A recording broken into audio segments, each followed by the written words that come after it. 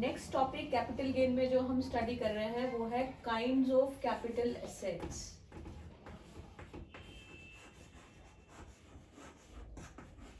दो तरह की कैपिटल एसेट्स होती हैं। पहली शॉर्ट टर्म कैपिटल एसेट और दूसरी लॉन्ग टर्म कैपिटल एसेट।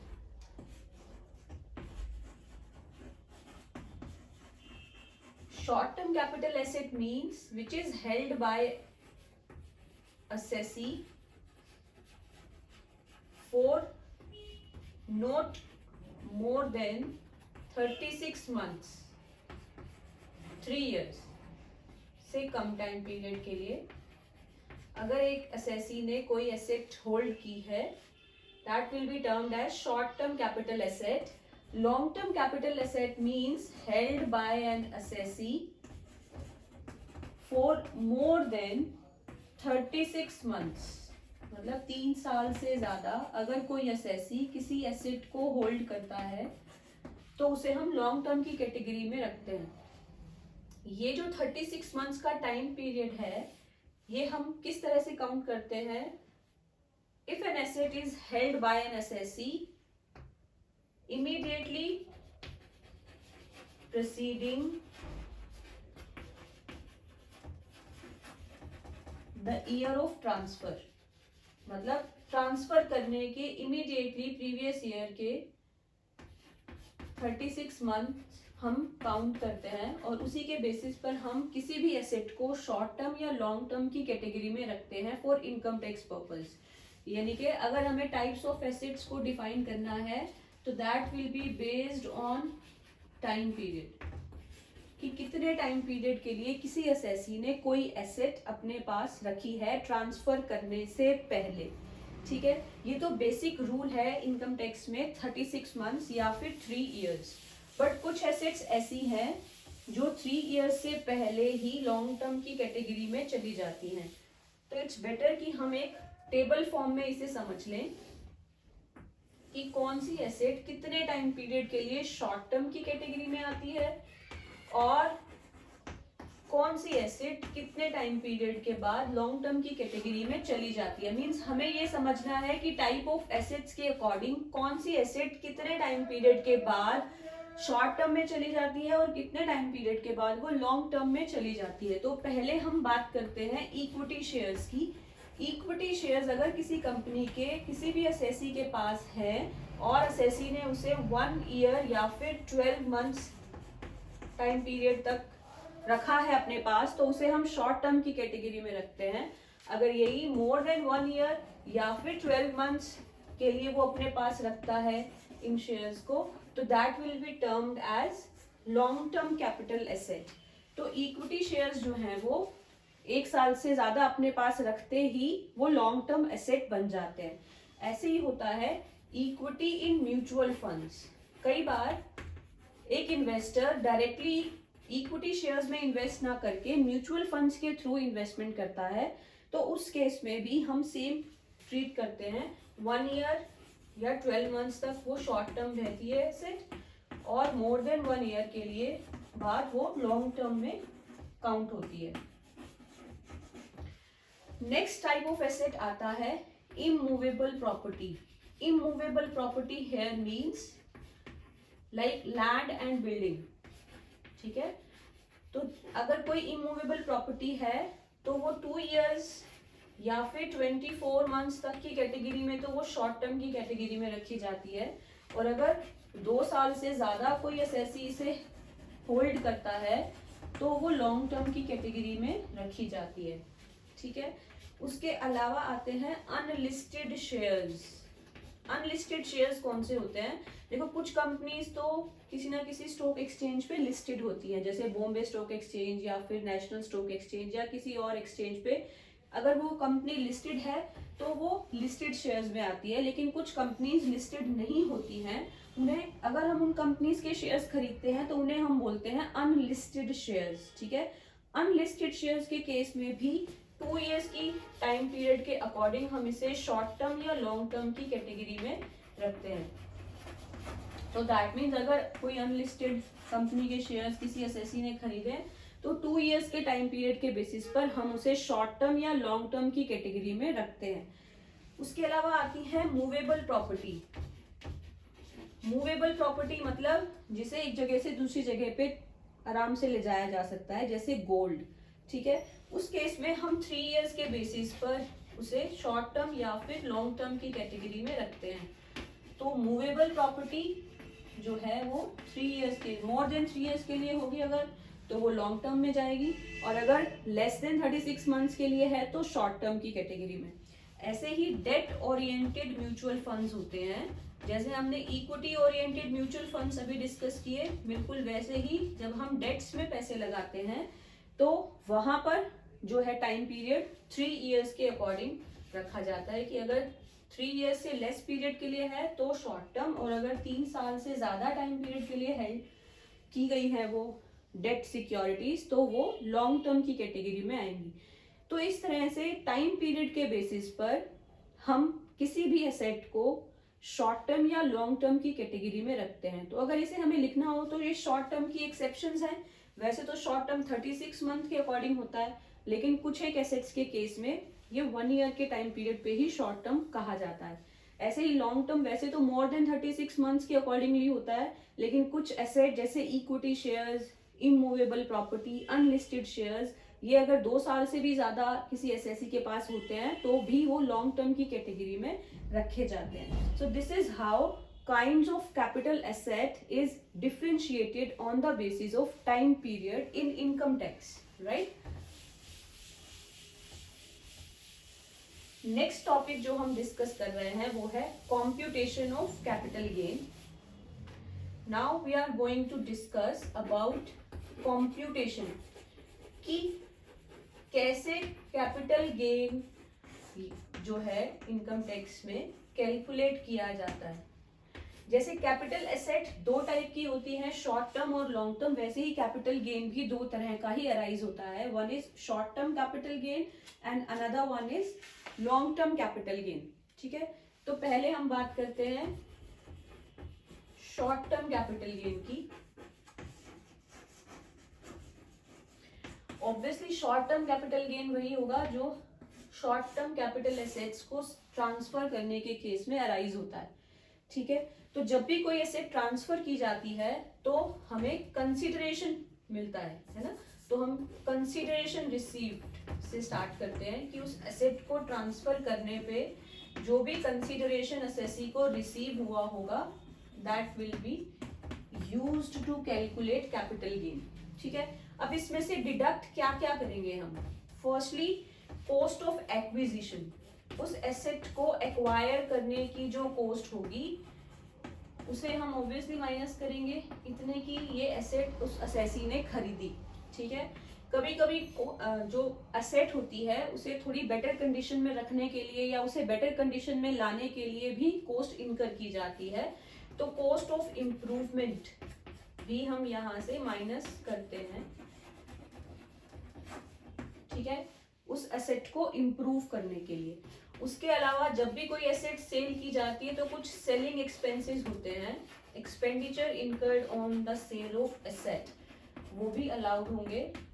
ठीक है, एक्सेप्ट सिक्योरिटी ट्रांजैक्शन टैक्स। ठीक है, जब भी हम शेयर सेल परचेज करते हैं ना तो सिक्योरिटी ट्रांजैक्शन टैक्स पे करते हैं, तो वो अलाउड नहीं होता है। अदरवाइज कोई और सेलिंग एक्सपेंडिचर है किसी एसेट को सेल करने के कॉन्टेक्स्ट में तो वो अलाउ होते हैं। तो शॉर्ट टर्म कैपिटल गेन जो है कंसिडरेशन से ये सारी कॉस्ट माइनस करने के बाद कैलकुलेट होता है। So the remaining amount will be termed as either short term capital gain और शॉर्ट टर्म कैपिटल लॉस। अगर हमारा कंसिडरेशन एसेट की कॉस्ट से कम है तो ऑब्वियसली बात है हमें लॉस इनकर होगा, अदरवाइज गेन इनकर होगा। So this is how short term capital gain is calculated. Next हम बात करते हैं लॉन्ग टर्म कैपिटल गेन की। लॉन्ग टर्म कैपिटल गेन कैसे कैलकुलेट करते हैं। Obviously long term capital gain फिर लॉन्ग टर्म एसेट्स पर ही कैलकुलेट होगा। वहां पर भी हम टर्म यूज करते हैं कंसीडरेशन। ठीक है, जो ट्रांसफर करने से अमाउंट रिसीव होगा लेकिन यहाँ पर हम जो माइनस करते हैं वो होती है indexed cost of acquisition. Short term में हमने यूज किया था कॉस्ट ऑफ एक्विजिशन, यहाँ हम टर्म यूज कर रहे हैं इंडेक्स्ड कॉस्ट ऑफ एक्विजिशन। बिल्कुल ऐसे ही इंडेक्स्ड कॉस्ट ऑफ इम्प्रूवमेंट, ठीक है। तो यहाँ पर हम टर्म यूज कर रहे हैं इंडेक्स्ड कॉस्ट ऑफ इम्प्रूवमेंट, और ऑफ कोर्स एक्सपेंडिचर इनकर्ड, अगर उस सेल को करने में, उस एसेट को ट्रांसफर करने में कोई एक्सपेंडिचर इनकर्ड हुए हैं तो वो भी माइनस किए जाएंगे। तो दैट मीन जब हमें ये फाइंड आउट करना है कि इंडेक्स्ड कॉस्ट क्या होती है, ठीक है, अगर हमें ये पता हो कि इंडेक्स्ड कॉस्ट ऑफ एक्विजिशन क्या है तो we can easily calculate long term capital gain, ठीक है। तो अब हम इंडेक्सेशन का कॉन्सेप्ट समझ लेते हैं कि इंडेक्सेशन क्या होता है। इंडेक्सेशन का मतलब होता है जब भी इन्फ्लेशन को कवर अप करने के लिए हम कॉस्ट को इन्फ्लेट करते हैं, उसे हम बोलते हैं इंडेक्सेशन, ठीक है। अब क्या होता है, देखो अगर हमें से एक एग्जांपल से समझते हैं। फॉर एग्जांपल, किसी असेसी ने एक एसेट 1996-97 में 5 लाख रुपीस की परचेज की, ठीक है। उसने यही एसेट 2004-05 में 8 लाख रुपीस में ट्रांसफर की, ठीक है।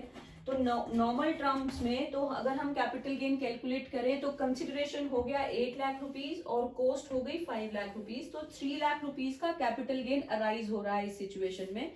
लेकिन अगर एक चीज हम यहाँ पर फोकस करें कि ये जो एसेट खरीदी गई थी ये 96-97 में खरीदी गई थी, जबकि सेल जब हुई है तो ये 2004-05 में सेल हुई है।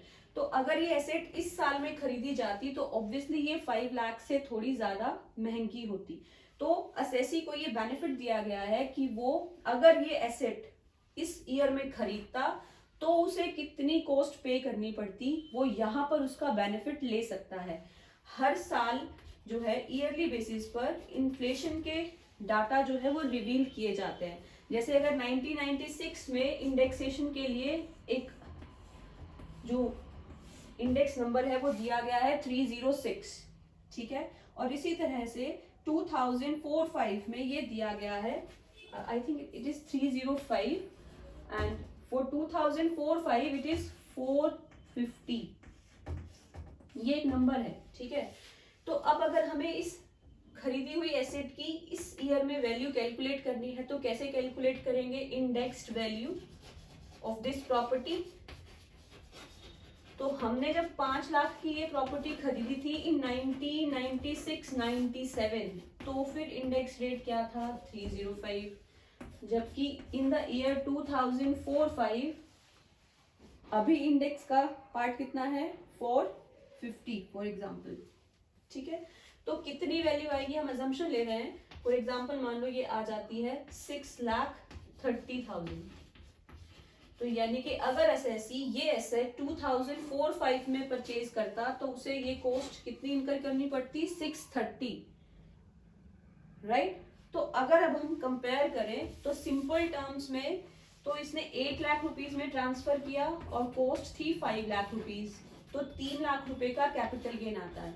लेकिन इंडेक्स्ड कॉस्ट के अकॉर्डिंगली अगर हम कैलकुलेट करें तो कंसिडरेशन कितना है? 8 लाख, और जबकि परचेज वैल्यू कितनी है? 6,30,000। तो इस केस में कितना आ रहा है हमारा capital gain? It comes out to be 1,70,000।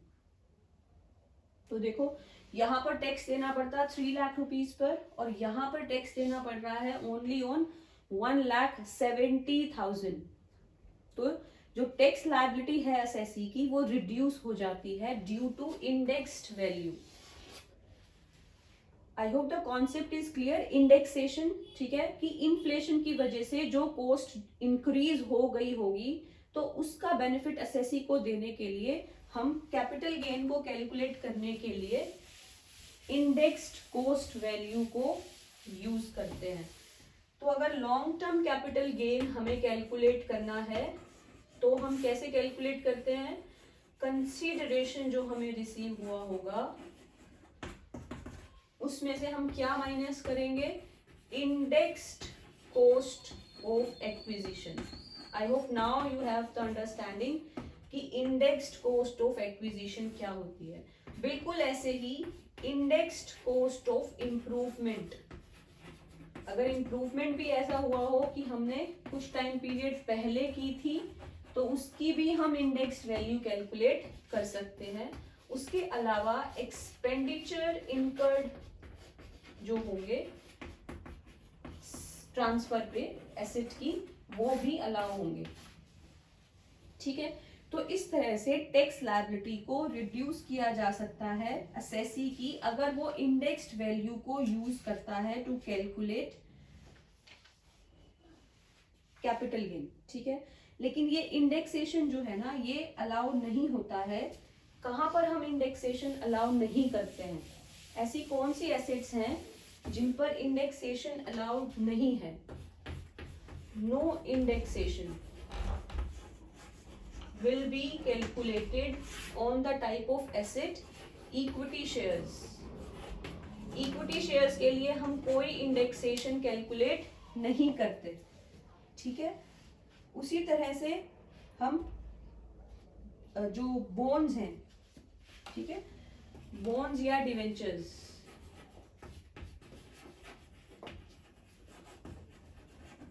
उनके लिए भी इंडेक्सेशन हम यूज नहीं करते. But indexation will be used or can be applied. बाकी सब एसेट्स पे तो लगा ही सकते हैं, और साथ में सिक्योरिटीज में किस पर लगा सकते हैं. सिक्योरिटीज में अगर हमें लगाना है तो हम ऐसी किसी सिक्योरिटी पर इंडेक्सेशन यूज कर सकते हैं जो कि गवर्नमेंट ने इशू की हो. तो अगर कोई सिक्योरिटी गवर्नमेंट ने इशू की है तो इंडेक्सेशन अलाउड है. या फिर सॉवरेन जो बॉन्ड होते हैं जो कि गवर्नमेंट इशू करती है, उनके लिए भी हम इंडेक्सेशन को यूज कर सकते हैं. So this is how long term and short term capital gain is calculated on the basis of different cost incurred by the assessee. That is all for today. We will continue this lecture in the next class as well.